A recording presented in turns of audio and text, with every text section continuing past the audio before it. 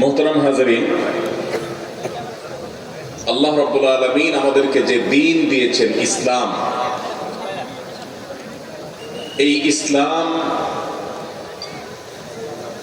মানব জাতির ইহ এবং পারলৌকিক, দুনিয়া এবং আখিরাত উভয় জীবনের, উভয় জগতের সার্বিক সাফল্য, সার্বিক অগ্রগতি, সার্বিক কল্যাণের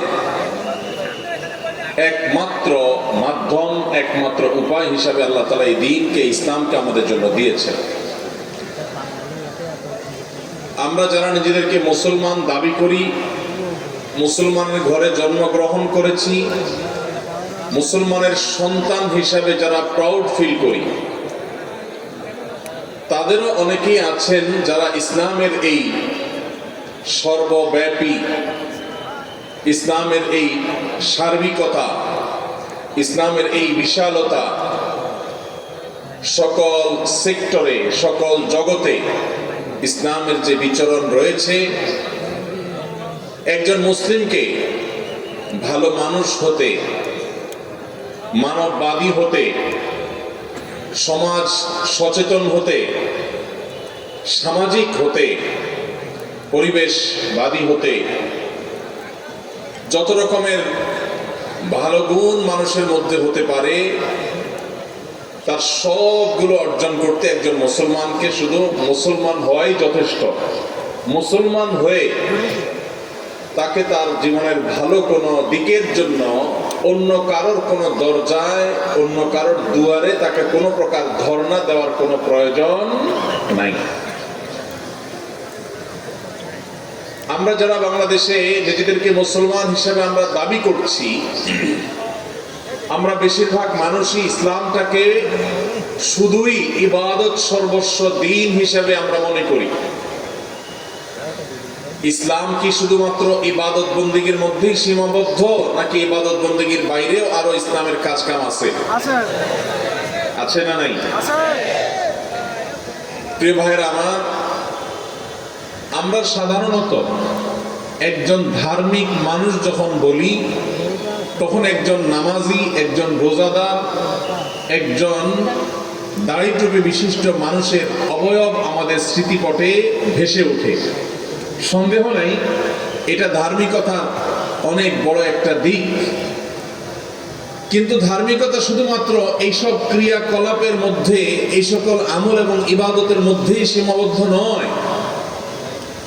আমরা যে দ্বীনের অনুসারী, এই দ্বীন হলো কমপ্লিট কোড অফ লাইফ, পরিপূর্ণ জীবন ব্যবস্থা।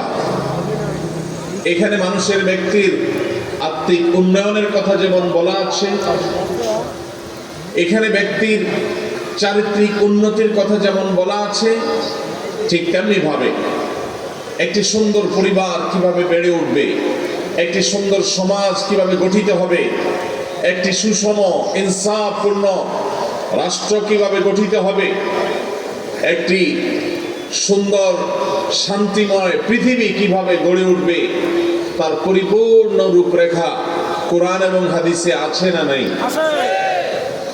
দুর্ভাগ্য আমাদের যে আমরা বেশিরভাগ মুসলমানরাই ইসলামটাকে শুধুমাত্র ইবাদতের মধ্যে সীমাবদ্ধ একটি জীবন বিধান, শরিয়ার বিধিবিধান সংশ্লিষ্ট বিষয় শুধুমাত্র মনে করে আমরা অনেকে বসে আছি। আল্লাহ সুবহানাহু ওয়া তাআলা কোরআনে হাকিমে আমাদেরকে লক্ষ্য করে বলছেন, ইয়া আইয়ুহাল্লাযীনা আমানু, হে ওই সকল মানুষেরা, তোমরা যারা ঈমান আনয়ন করেছো, নিজেদেরকে মুমিন দাবি করো, উদখুলু ফিস-সিলমি কাফা, তোমরা ইসলামে প্রবেশ করো। কয় পাও প্রবেশ করতে বলা হয়েছে? এক কদম, দুই কদম? আল্লাহ বলেছেন উদখুলু ফিস-সিলমি কাফা, পরিপূর্ণভাবে ইসলামে দাখিল হও, ইসলামে প্রবেশ হও পরিপূর্ণভাবে। এক পাও ইসলামে, এক পাও বাহিরে। নামাজটা আল্লাহর বিধান মতো, পরিবারে বাসা বাড়িতে গিয়ে নিজের খেয়াল খুশি মতো। নামাজটা আল্লাহর বিধান মতো, বাজারে দোকানদারি করার সময় নিজের লাভ এবং সুবিধা মতো। নামাজটা আল্লাহর বিধান মতো, আর আমার সমাজ ভাবনা, রাষ্ট্র ভাবনা, সেগুলো আমার নিজস্ব খেয়াল খুশি মতো আমার নিজস্ব মতবাদ অনুযায়ী, এটা কি ইসলামে পরিপূর্ণ দাখিল হওয়া?